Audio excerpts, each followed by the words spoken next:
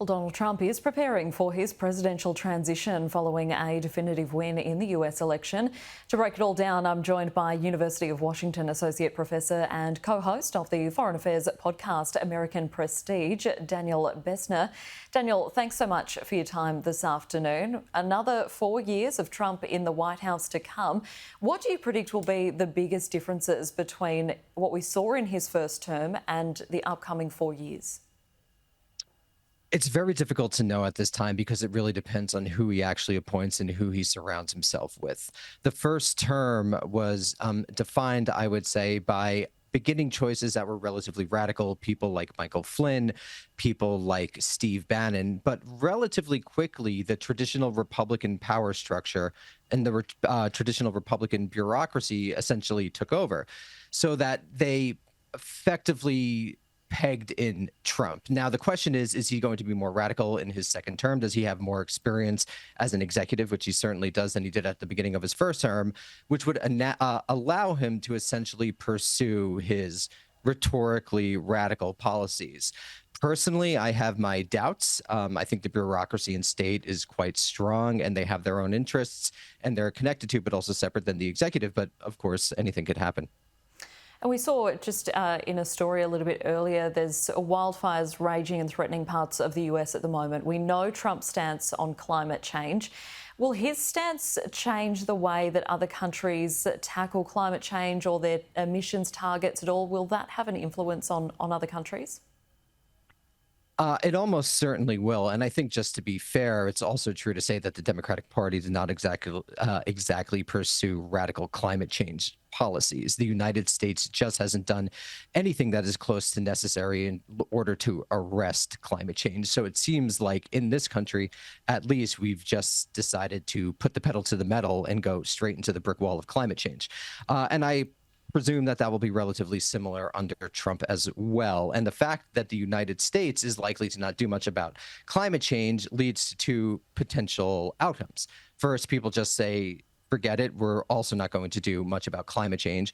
Or you could have someone in your region, a country like China or a country like India, say the United States has effectively abdicated climate leadership. And this is a way that we could begin to challenge US hegemony, particularly in the Asian region. So a country like China or India may very well, particularly China, may very well start to implement radical climate change policies, demonstrating to the rest of the world that the type of liberal democratic capitalism that has reigned in the United States is not necessarily the good model for the future.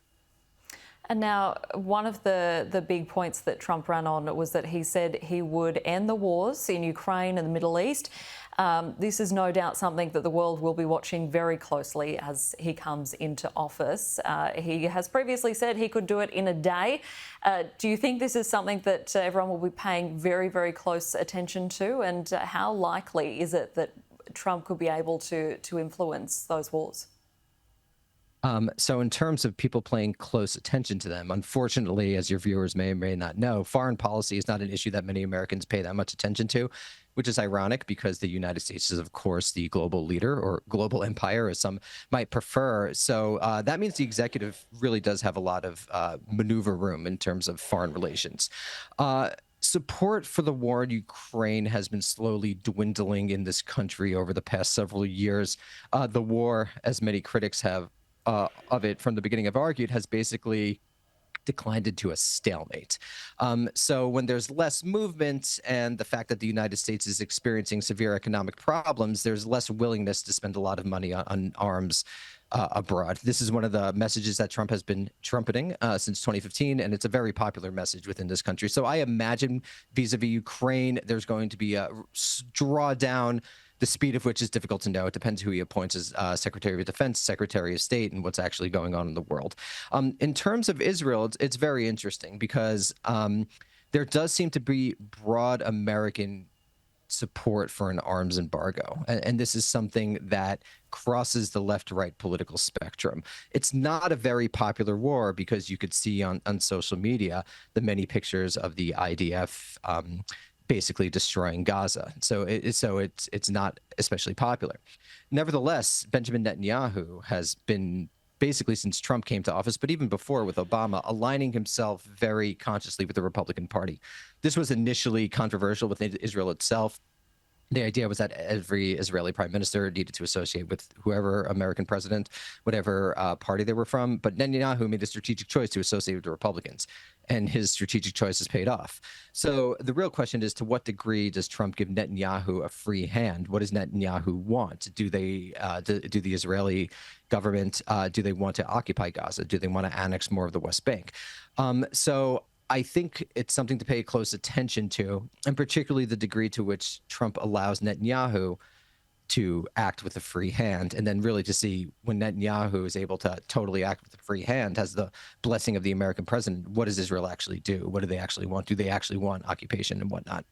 Yeah, we'll have to wait and see. Daniel Bessner, thanks so much for your insights this afternoon. We appreciate it. Thank you for having me.